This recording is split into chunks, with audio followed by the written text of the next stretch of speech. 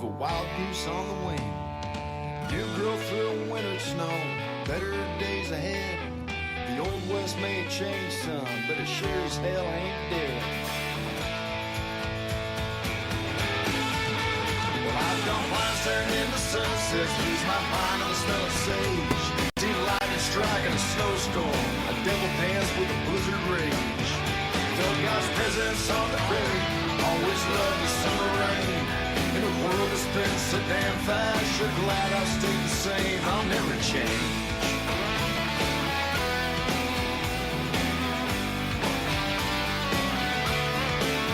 I'll never change.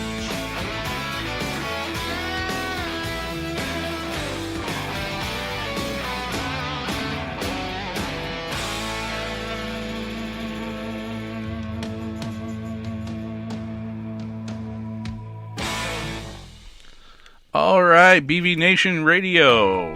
Again, thank you for listening in to us tonight in our extended program right here on the Spreaker app, as well as right here with our friends on VRS.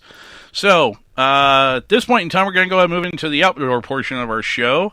And joining us this evening on the phone is our good friend, as well as Afghanistan veteran and Marine Corps veteran,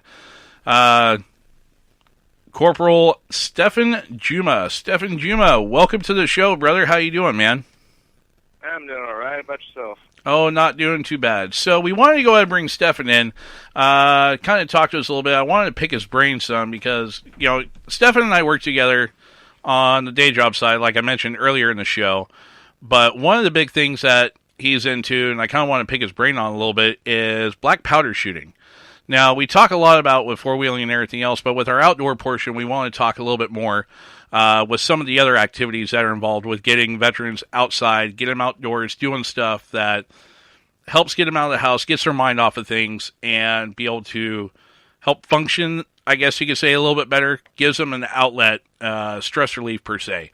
And I know, aside from the four-wheeling aspect that we talk about a lot on here, is the black powder shooting. Now, I know our co-creator over at Backwoods Veterans, Adam, he's big into black powder shooting too, and I wanted to get him on as well, but he's definitely a little busy per se with his regular day job and stuff, working heavy equipment and whatnot, so kind of understandable why he can't come on. So, but Stephen, thank you again for coming on, brother. So, what was it that got you into black powder shooting?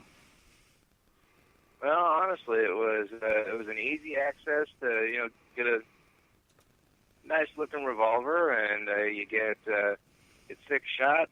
Powder's cheap, lead is cheap, and you can go shooting all day for $20, and it's awesome. But after that, I just got into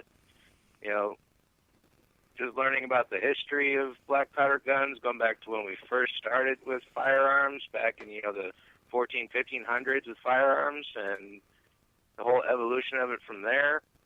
And it just got interesting, and I just kept getting in there more and more, deeper and deeper, and I don't know, just kind of it's fun. So, right. So I know I've dinked around a little bit with Adam up in the woods here. Like this last summer was actually my first experience actually cranking off some ball and powder, head downrange and stuff. And dude, it was a trip, man. But as far as like with doing the ballistics, as far as your grain counts and everything else, that's something that I still haven't picked up yet. But it was a good time, dude. I mean, because it kind of takes it back to where we came from as soldiers, Marines, just as military members in general. How that it's a big part of our history as a country. And absolutely. The fact that it's a time-honored, it's an older type of sportsmanship, to me, is what it is. So, and I thought that was really cool. So, I mean, it's just... Sorry, go ahead. It is an older form of sportsmanship, but it's also, as, from like a veteran standpoint, it is, that those were the weapons that we had.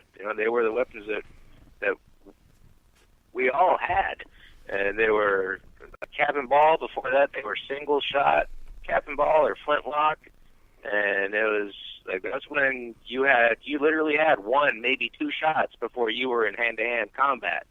And that's like getting back into that mindset, seeing like, dude, this is what we actually had back in the day when soldiers literally got online and shot at each other's lines.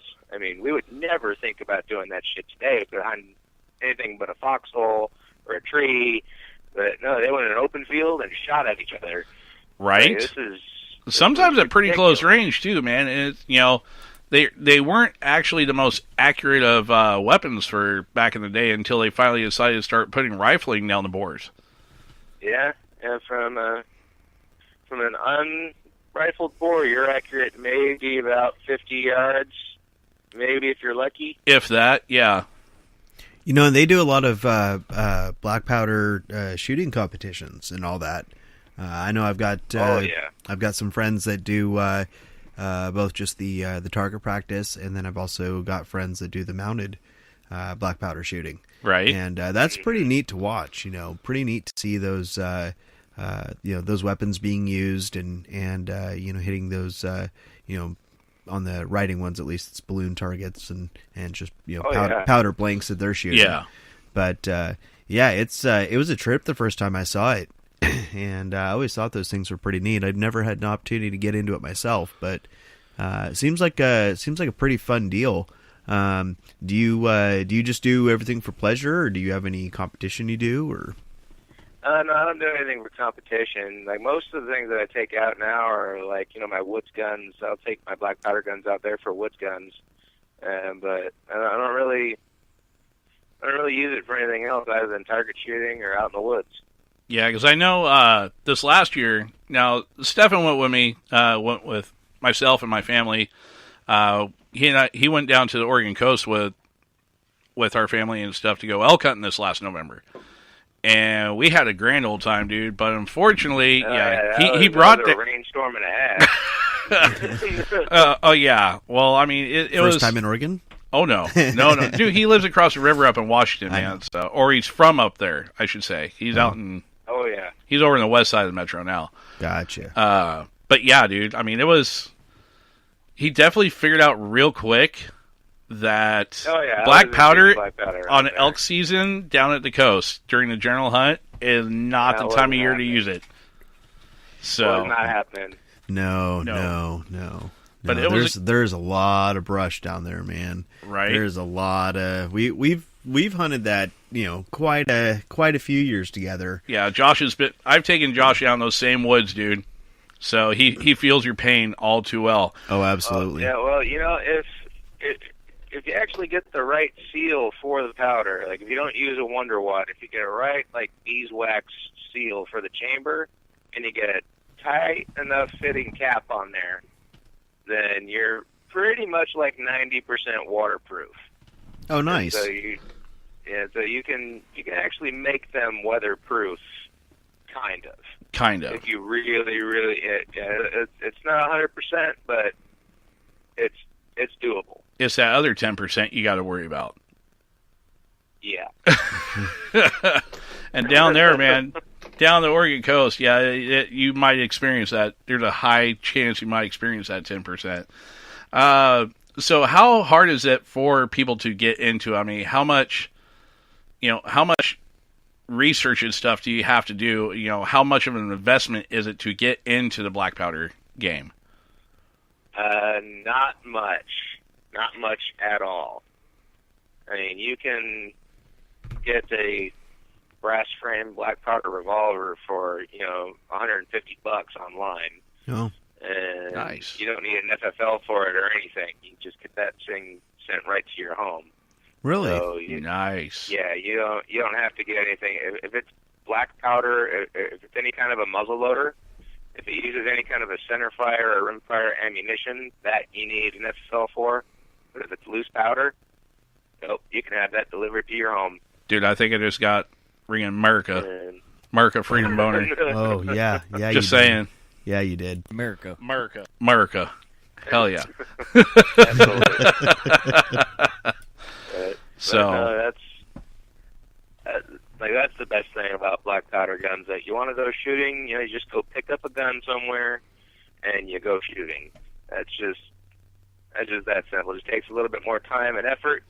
Maybe you could go out to the woods with a couple of friends and some beers and just, go shoot black powder. Right? So that... Because once you see the smoke go, that's it. You're going to be hooked after that. Once you see the smoke from the shot. Right? Or when you see it go up someone's arm. I actually have a video from this last summer. Really? Yeah, of Adam playing with black powder. I don't know if and Stefan, I think I showed you the video. You're going to have to show me that one. Oh, yeah, I'll definitely have to show it to you. That's when you guys were setting fires, right? Yeah, when we were starting a campfire this last summer. And he almost... I can only imagine. Let's just I've say... been around Adam starting campfires. Yeah, well, let's just say for the next 3 weeks after that, he had no hair on his arm. Let's just say... That's the difference between smokeless and black powder. Any movie you've ever seen where it has that timed black powder charge Yeah. is wrong. That shit burns quick. Right? So, well, Stefan, we appreciate you coming on to the show and talking with us for a few tonight, man. Thank you very much. We no appreciate problem, it, and we certainly hope that you get your starter all fixed up and all that good stuff. So Yeah. Oh, yeah, that'll get fixed. Yeah. Well, consider the fact we got work in the morning, too, so. Yeah, well... That's going to be interesting. I gotta get this done, so I probably won't be in tomorrow. Well, Mr. Holmes, if you're listening, yeah, Matt won't be in, bring in. Sorry, didn't mean to, Stefan. But your boy Stefan will not be in first thing in the morning. He's going to be working on his car. You heard it first here. All right, brother. Well, hey, thanks for coming on, and we'll talk to you here later on. All right, man? All right, no problem. Anytime. So, all right. Take care. Have a good night, Stefan. Bye-bye. All right. Bye-bye.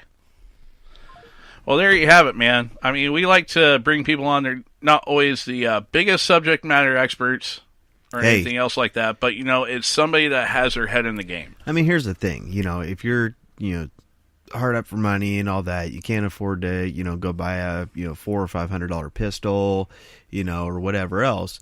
Go out and spend $150 yeah, on sounds like you can get $150. You don't have to worry about, anything with it. You can get it delivered to your house and all that, and that sounds like a pretty neat deal. So, hell yeah, that's something I might even take a look at. So exactly, and I know my other half, her and her family, they're big into black powder shooting too. Yeah, they actually partake with the Barlow Mountain Black Rifle Club. Oh, okay. So up there out of Sandy, and those guys do a lot of competitions. Nice. And yeah, I mean, her brother, her folks, her grandparents and stuff, they all do it or did it, throughout the generations. So it's kind of cool to see family traditions like that get carried on. It's just like with the hunting and fishing and everything like that. So it's cool to see that. Absolutely. And to actually be able to carry that on to our veterans and to be able to use that as an outlet for them, it's great to see. It really is, because it gives them back that sense of normalcy. Mm-hmm. Especially after you spend a year over in the shit, to come home and actually have something that seems, normal again. Yeah. Yeah. It's reassuring, and it helps out with that adjustment. So I can only imagine. Oh man. Not Barlow Mountain, she says, by the way. Oh, not Barlow Mountain? Then who is it? Correct me then if I'm wrong. And while she's correcting him, I'd like to give a big shout out to Mariah and to Morgan and Andy and everybody for getting the bacon tacos tonight. Oh, Those yeah, were the bacon absolutely tacos delicious, were awesome. And we definitely really appreciate it. So. Oh, there it is. Barlow Trail Long Rifles. Then, Yep. Man. That makes a little more sense. Yes, it does make more sense. I knew it was Barlow something. I really do. So if I messed up the name... He was kind of close. Yeah, kind of close. Kind of, sort of, not really. Yeah, well, Whichever. Dum-dum. Dum-dum. Gum-gum. Hey, it happens to the best of us, all right? That it does. That happens to the best of us. So, again, we'll go ahead and give a quick shout-out to our sponsors over there at ThreatCon 5 Clothing and Warrior Point. We'll give them their 5 seconds of fame right quick. Also, real quick, just want to remind everybody for next weck for the call-in line, We do have it posted on our Facebook page, but it is 541-90.